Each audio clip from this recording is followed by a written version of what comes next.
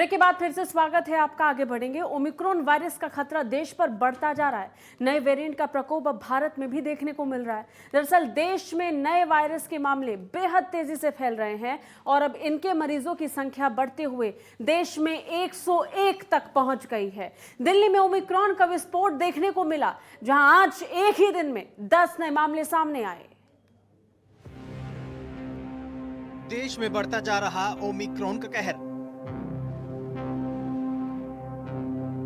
तेज रफ्तार से फैल रहा ओमिक्रॉन का वायरस। 100 के करीब पहुंचे नए वेरिएंट के मरीज। डेल्टा से 70% से ज्यादा तेजी से फैलता है नया वायरस। जिस बात का डर था देश में वही हो रहा है। ओमिक्रॉन को लेकर विशेषज्ञों ने जो चिंता जाहिर की थी, वैसा ही रंग रूप दिखाते हुए ओमिक्रॉन देश में तेजी से फैलता जा रहा है। रोजाना डबल डिजिट में नए वेरिएंट के मामले बढ़ रहे हैं।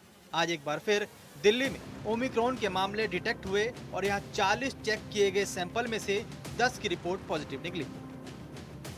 देश में धीरे धीरे कोरोना के नए वेरिएंट के मामले बढ़कर 97 तक पहुंच गए हैं। हालांकि हो सकता है कि जब तक आप ये रिपोर्ट देखें तब तक ये आंकड़ा सैकड़ा भी पार कर जाए, क्योंकि वायरस का फैलाव बेहद तेजी से हो रहा है। चीज लगातार बढ़ते जा रहे हैं, ना कि पूरे वर्ल्ड में, भारतवर्ष में भी इसके काफ़ी केसेस अब देखने को मिल रहे हैं। मैं सभी दर्शकों से यही कहना चाहूँगा कि इससे पैनिक होने की आवश्यकता नहीं है, सावधान रहने की आवश्यकता जरूर है। ओमिक्रॉन जो कोरोना की नई वेरिएंट आया है, इसको वेरिएंट ऑफ कंसर्न WHO ने 26 नवंबर को डिक्लेयर किया है और 26 नवंबर से लेकर लगभग एक महीना अभी होने वाला है। केसेस लगातार बढ़ते जा रहे हैं। इस बीच कोरोना के नए वेरिएंट ओमिक्रॉन को लेकर एक चौंकाने वाली रिसर्च सामने आई है। हांगकांग यूनिवर्सिटी के वैज्ञानिकों ने खुलासा किया है, कोरोना के मूल रूप और डेल्टा वेरिएंट की तुलना में ओमिक्रॉन वेरिएंट शरीर के अंदर भी 70 गुना तेजी से फैलता है। यह इंसानों की सांस नली से फेफड़ों तक पहुंचता है। हालांकि इससे फेफड़ों को ज्यादा नुकसान होने का खतरा पिछले वेरिएंट के मुकाबले कम है। दरअसल हांगकांग यूनिवर्सिटी के रिसर्चर्स ने ओमिक्रॉन के मरीजों पर स्टडी की।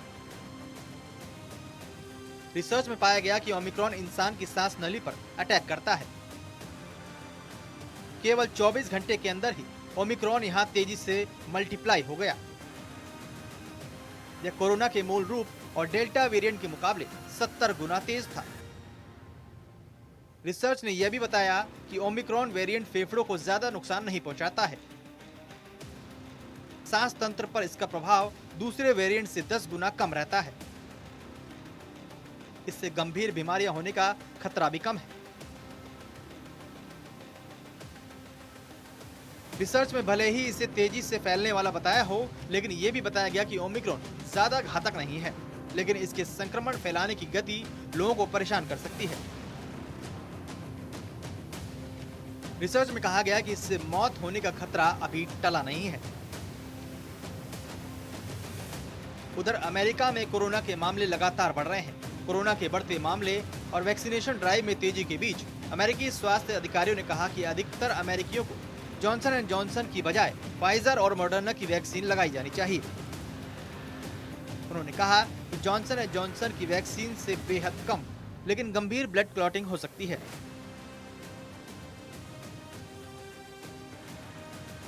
Centre for disease control and prevention के सलाहकारों ने कहा कि जॉनसन एंड जॉनसन वैक्सीन लगने के बाद हुई क्लॉटिंग के चलते अब तक अमेरिका में 9 मौतों की पुष्टि हुई है। फाइजर और मॉडर्ना की वैक्सीन के साथ ऐसे रिस्क नहीं आते हैं और वे ज्यादा प्रभावी भी साबित हुई हैं। इस बीच कोरोना के बढ़ते मामलों को देखते हुए अमेरिकी राष्ट्रपति जो बाइडेन ने लोगों को चेताया है। बाइडेन ने कहा कि वैक्सीन न लगवाने वाले लोगों को इस सर्दी में गंभीर बीमारी और मौत का सामना करना पड़ सकता है। उन्होंने अमेरिका में ओमिक्रॉन के तेजी से फैलने की आशंका भी जाहिर की।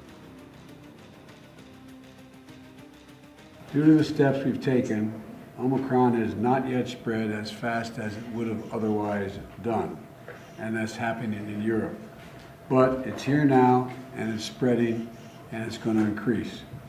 For unvaccinated, we are looking at a winter of severe illness and death for unvaccinated.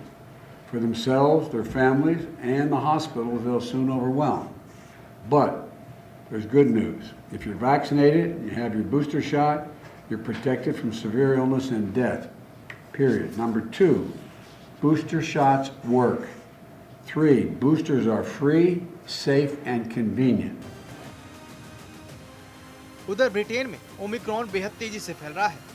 पिछले 24 घंटे में वहां 88,000 से ज्यादा मामले सामने आए।